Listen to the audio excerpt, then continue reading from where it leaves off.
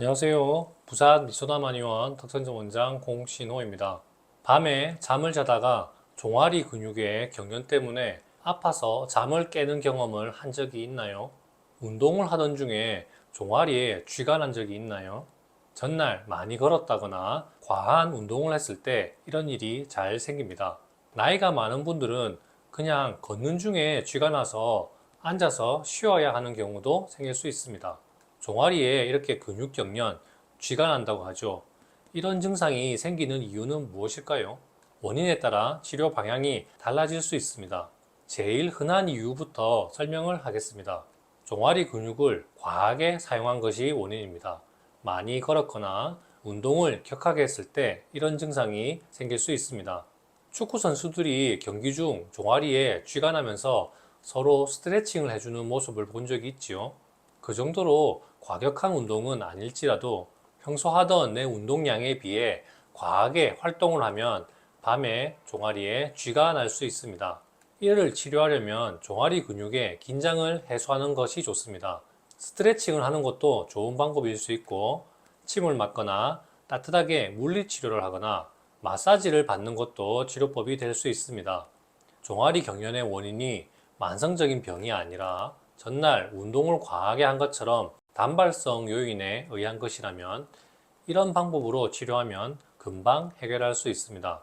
과한 운동에는 무거운 물건을 옮기는 동작도 포함됩니다. 짐을 들고 이동하는 것뿐만 아니라 체중이 늘어서 활동하는 것도 과한 운동이라고 볼 수 있습니다. 무거워진 몸을 움직이려면 근육이 평소보다 더 많이 운동을 해야 할 테니까요.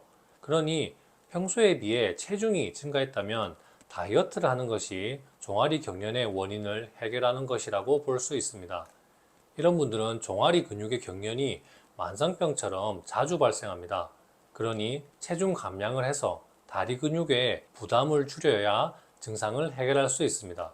척추 질환 때문에 신경이나 혈관이 압박되고 있다면 조금만 걸어도 다리가 땡기고 종아리에 쥐가 나는 증상이 종종 생길 수 있습니다. 이때의 원인은 종아리 근육에 있진 않습니다. 허리에서 압박하는 부위가 원인이니 이를 치료해야 합니다. 나이가 많은 분들이 여기에 해당할 경우가 많을 테고, 젊은 분이라도 뚜렷한 척추 질환이 있다면 여기에 해당할 테니 원인 부위를 찾아서 치료해야 나을 수 있습니다. 혈당 조절에 문제가 생긴 분들은 다리 혈관에 플라크가 끼어서 혈액순환을 방해할 수 있습니다. 당뇨병이 있거나 흡연을 하는 분들은 혈관이 좁아진 것이 종아리 경련의 원인으로 작용합니다. 혈관이 좁아지거나 막히면서 다리 근육으로 혈액 공급을 제대로 못하게 되면 경련이 발생하는 것이죠. 이런 분들은 초음파로 검사하면 혈관이 좁아진 것을 볼 수 있습니다. 조금만 걸어도 다리가 땡겨서 쉬어야 하는 증상이 있는데 이를 파행이라고 합니다. 증상이 꼭 척추관 협착증처럼 똑같지만 원인 부위가 허리가 아니라 다리의 혈관인 것이죠. 이를 놓치는 경우가 많아서 꼭 언급을 하는 편입니다. 말씀드린 종아리 경련의 원인들은 한의원에 찾아오는 분들 중에 많은 비중을 차지했던 원인들입니다.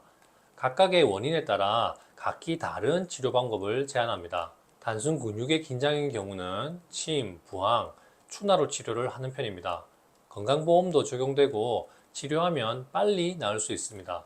체중 과다가 원인이라면 체감원 같은 다이어트 약을 처방하면서 다리 근육의 긴장을 해소하기 위한 침, 부항, 추나 치료를 병행하자고 말씀을 드립니다.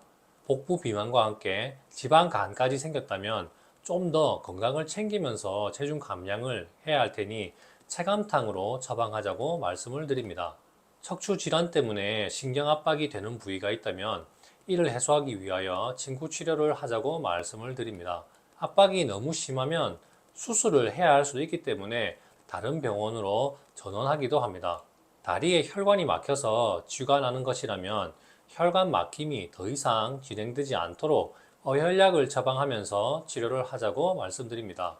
혈관 막힘의 원인이 대사증후군이라면 습혈증을 치료하는 것도 병행해야 할 수도 있습니다.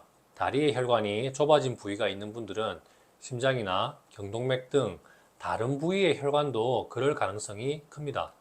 이런 분들은 중풍이나 심근경색의 위험이 높기 때문에 더 큰 병을 예방하기 위해서 적극적으로 검사하고 치료를 해야 할 필요가 있습니다.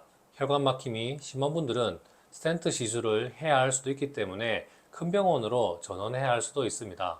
하지만 한의원에 오셨던 분들 중에 아직 이렇게 심한 분들은 드물었습니다. 그 정도로 막힘이 심했다면 증상도 심각했을 테니 한의원에 오시기 전에 이미 검사를 통해 자신의 병을 알 수 있었을 테죠. 다리에 쥐가 나는 증상을 간단하게 생각했는데 예상 밖으로 많은 병이 관련이 되어 있죠. 간단한 원인이라면 가볍게 치료하면 될 테고 심각한 상태로 악화되는 과정에 있는 분들도 있습니다. 제가 이 병증에 대해서 주목했던 이유는 혈관 막힘 때문에 피를 묽게 하려고 아스피린을 복용하면서 위험이 악화되는 분들을 자주 진료했던 경험 때문이었습니다. 종아리에 쥐가 나는 원인에 따라 위험이 악화되는 부작용이 없이 적절하게 치료할 수 있는 방법을 말씀을 드릴 테니 적극적으로 치료를 하십시오.